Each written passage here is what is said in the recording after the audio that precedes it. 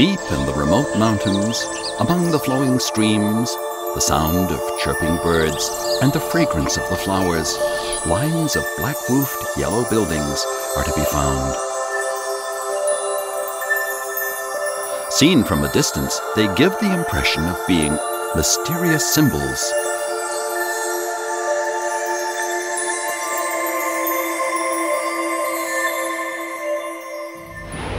The buildings were discovered during the 1960s and 70s by the US satellites.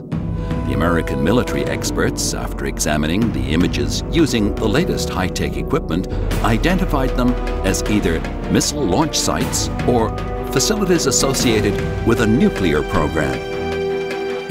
The Central Intelligence Agency poured considerable resources into studying them. The strange buildings are located in Yongding County, Fujian Province. It was only after China and the United States established diplomatic relations that the Americans learned that the alleged missile launch sites were actually homes, the earthen dwellings of the Hakka people.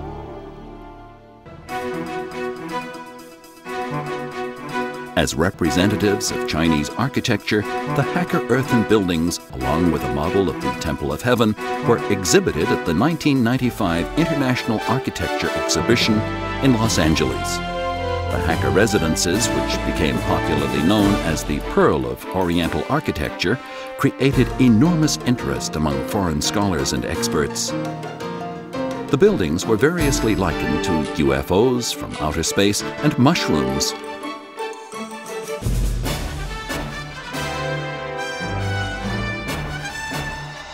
But where did these UFOs and mushrooms come from? How did people live inside these earthen buildings? People were eager to find the answers to such questions.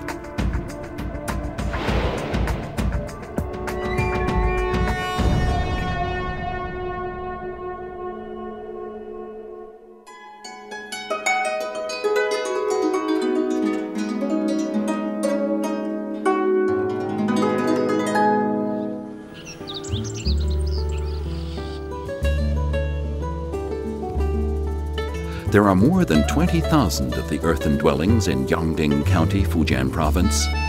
They come in various shapes and sizes, square, round, and oval. But they all have something in common. Every group of earthen buildings forms a circle and accommodates an extended family. The buildings, built in village units, are evenly scattered among the verdant hills and green waters, creating a magnificent spectacle. The origin of the buildings is associated with the people who are most closely associated with them. 我们客家人最早唐宋李明清5个朝的难民到南方来，南方呢叫北方的人叫客人，叫习惯才叫客家人。 The earthen buildings belong to the Hakka. The Hakka are originally Han people whose ancestors came from the central parts of China.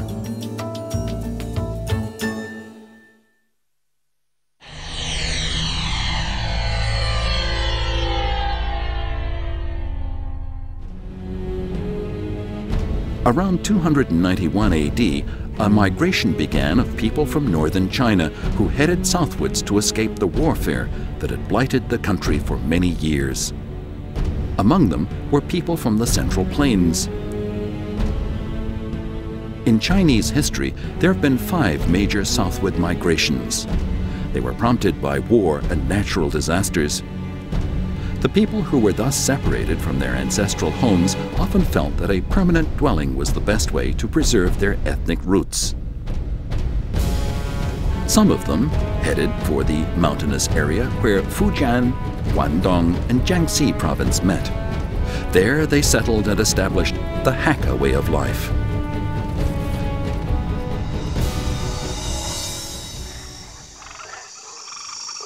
The mountains where the Hakka people chose to reside were originally a wilderness. The virgin forests were inhabited by insects, snakes, and wild animals.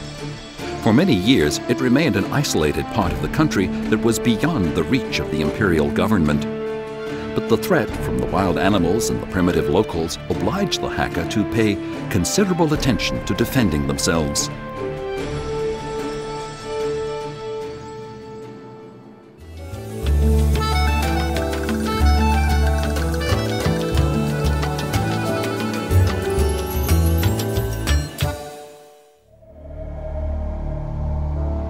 So they built their earthen buildings, which, though they looked ordinary, are full of hidden secrets.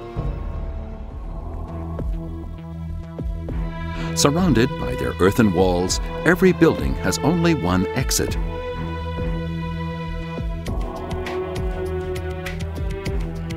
The gate is made of pieces of solid wood covered with a sheet of iron.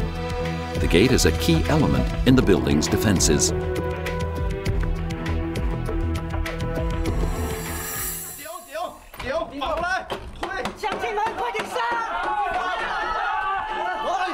During times of war, the soldiers always kept the gate closed. They would throw rocks from the top of the walls to keep the enemy at bay. The gate could mean the difference between life and death.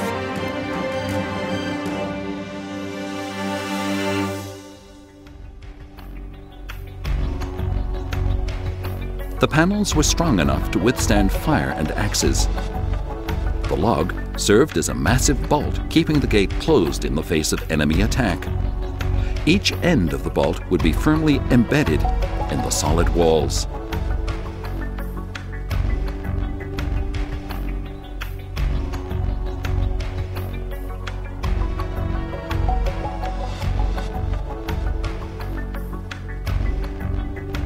The door frame was usually carved out of solid rock.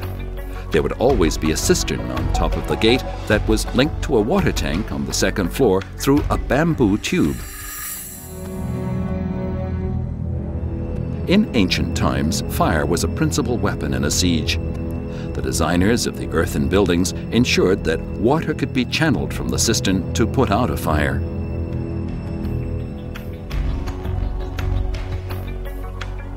Above the gate, there was also a window from which the Hakka people could throw rocks and pour lime water over an enemy that had gotten too close.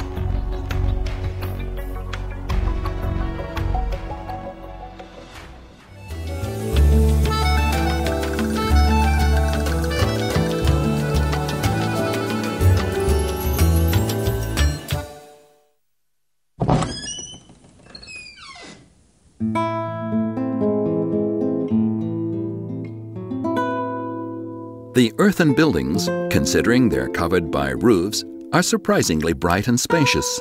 The carefully designed rooms inside harmonize perfectly with the external magnificence of the earthen buildings.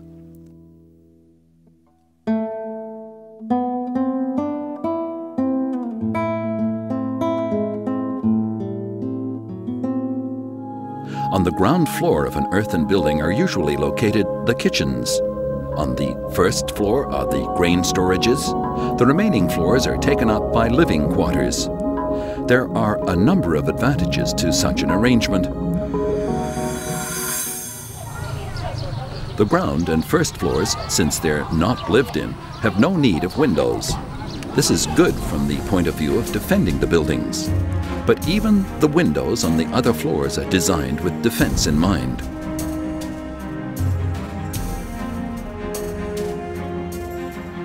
The earthen buildings have granaries, wells, bathrooms, and mills, all of which ensure that life can go on as normal even during a siege.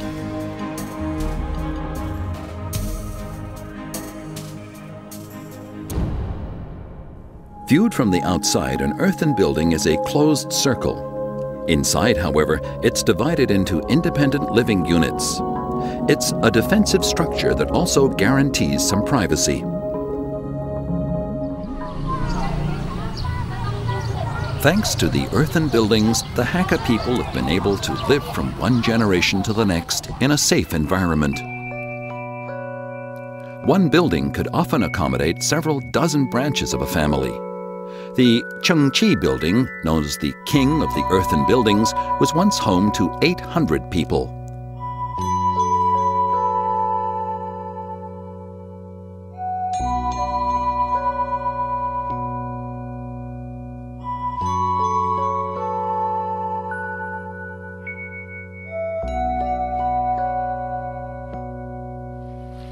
Those who live under the same roof belong to the same extended family, and they get on well with one another too. It's a way of life that reflects the affinity that exists among the Hakka people.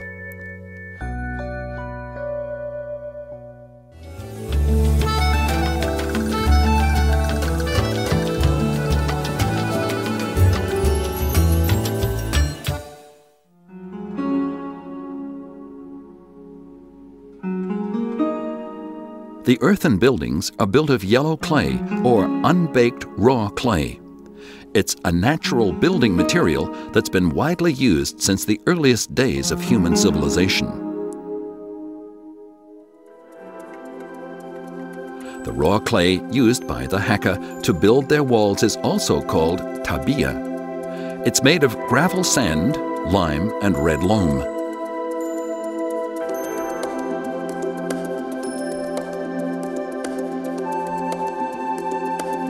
Tabia becomes stickier when it's mixed with brown sugar, egg white, and glutinous rice. A small quantity of any of these ingredients significantly improves the durability of tabia. After the glutinous rice concoction has been mixed with the tabia, bamboo strips are added, which will enhance the flexibility and strength of the walls. The bamboo strips are to earthen walls what steel reinforcements are to modern concrete walls. After the wet earth has dried, the walls can be even harder than concrete walls.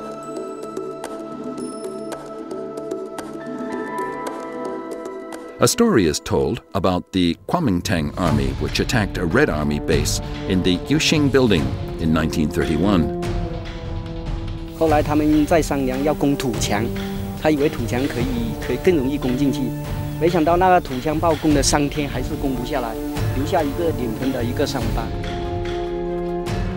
For 3 days, the building endured a bombardment, but the shells left only a slight scar, the size of basins, on the earthen walls.